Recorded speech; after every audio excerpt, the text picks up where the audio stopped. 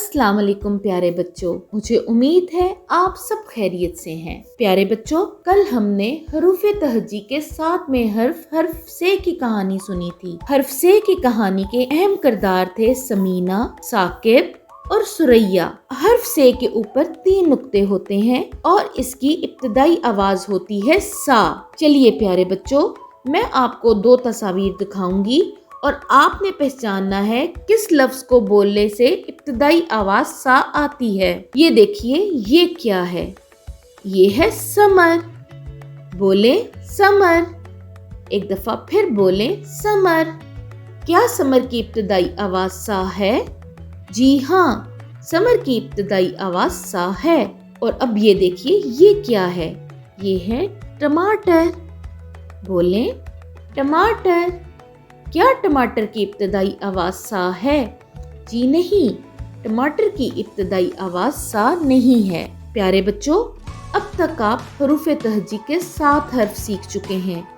चलिए उनको दोहराते हैं, मेरे साथ रहिएगा।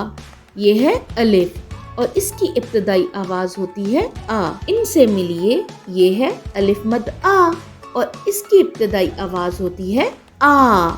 ये है हर्फ बे। बे के नीचे 1 नुक्ता होता है और बे की इब्तिदाई आवाज है ब।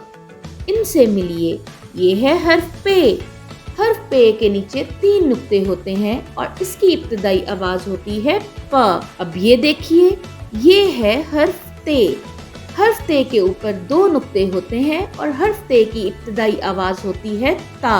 अब इनसे मिलिए, ये है हर्फ टे और इनके सर के ऊपर होती है एक प्यारी सी तोए। और ये है हर्फ से।